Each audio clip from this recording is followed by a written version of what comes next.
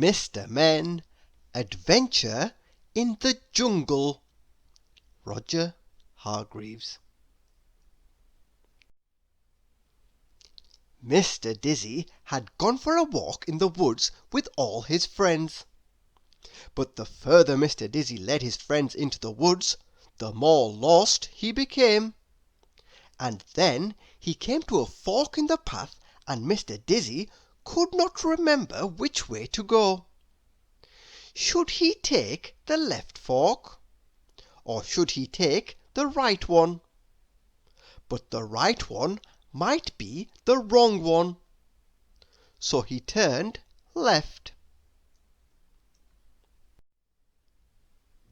He and his friends walked and walked and walked, and then they walked some more. The further they walked, the denser the woods became. "I don't think this is the woods any more," said little Miss Wise. "I think this is a jungle." "What makes you think that?" asked Mr. Dizzy.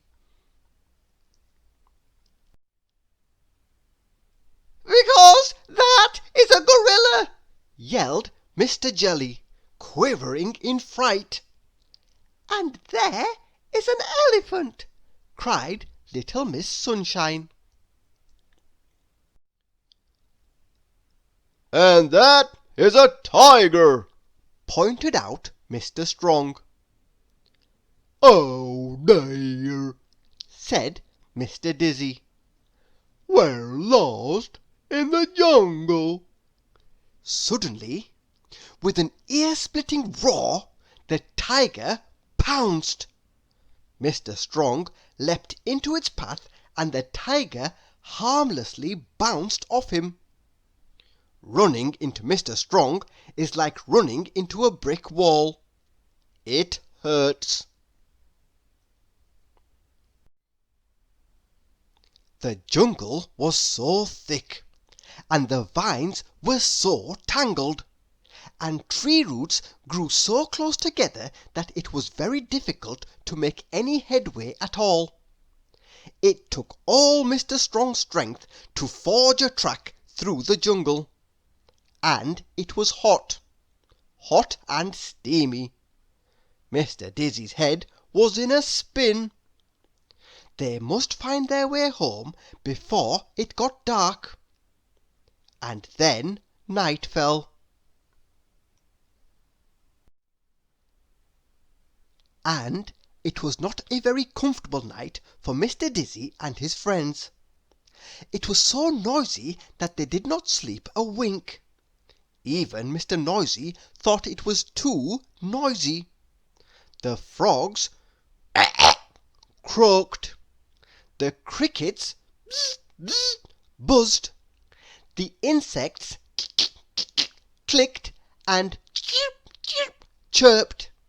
And the bats squeaked. Things were no better in the morning.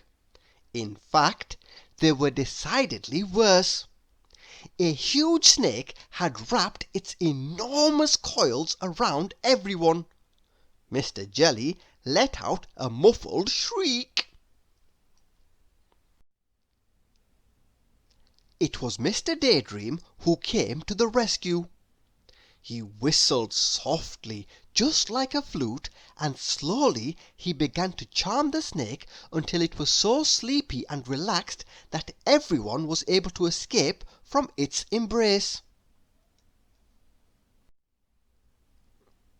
"Everything is so big in the jungle," said little Miss Tiny. "Even the butterflies are huge." "But they are beautiful," added little Miss Sunshine. "And look at the size of that flower!" exclaimed Mr. Nosy. "It's gigantic!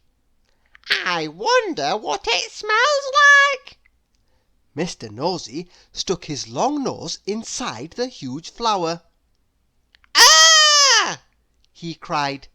"It stinks!" thanks. How are we ever going to get out of here? sighed Mr. Nosey. Little Miss Summersault glanced above her head. "Look at the monkeys swinging through the trees," she said. "Now that's the way to travel." And she was right. Swinging from vine to vine was much easier, although Mr. Tickle did not need the vines. They were travelling more quickly, but they were still lost as the lost city that they stumbled across. The city was a maze of passageways and corridors and steps that led down and stairs that led up, with strange statues and eerie carvings. They were well and truly lost in the lost city that was lost deep in the jungle in the middle of nowhere.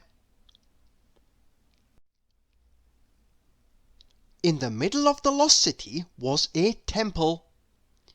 "If we climb the temple, then we might see where we are," suggested Little Miss Wise. The view was magnificent. From the top they could see for miles and miles in all directions.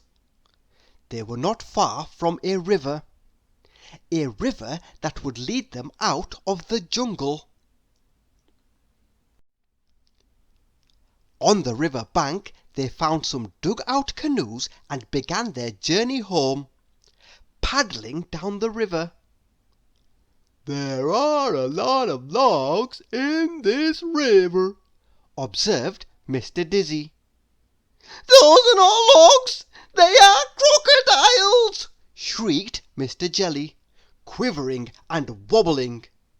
He quivered and wobbled so much that he overturned his canoe. Splash! "Help!" he shrieked, as a large crocodile swam towards him with its mouth wide open, showing its crooked yellow teeth. Luckily, Mr. Jelly had been sharing his canoe with Mr. Noisy. Mr. Noisy opened his mouth as wide as the crocodile's mouth and let out an ear-splitting shout. It was as loud as a train roaring through a tunnel. It was as loud as a jumbo jet taking off. It was as loud as a pneumatic drill in a telephone box.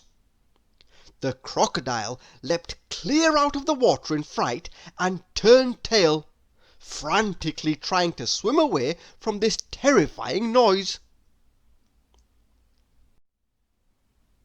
Mr. Noisy grinned a big grin, and he and Mr. Jelly climbed back into their canoe. It was a long paddle, but they did find their way back home. It was much cooler at home, and quieter, and the insects were smaller, and there were no tangled roots to trip them up, and there were no dangerous animals that might eat them. "What a relief!" said Mr. Dizzy. And somewhere, a very long way away, deep in the jungle, a number of wild animals also breathed a collective sigh of relief. The jungle animals met their match with the Mr. Men. Did you know that the Chinese believe that people born in a particular year take on characteristics of animals associated with that year? Which of these wild animals are you most like? Tigers are brave, confident, popular, and adventurous. But sometimes they can be stubborn and don't like to obey others. Snakes are intelligent, charming, enthusiastic, and wise. But sometimes they don't think of their friends' feelings when they want to win. Monkeys are quick, funny, nosy, and clever. but they can be a bit naughty and have to be careful not to hurt other people's feelings. Thank you for listening.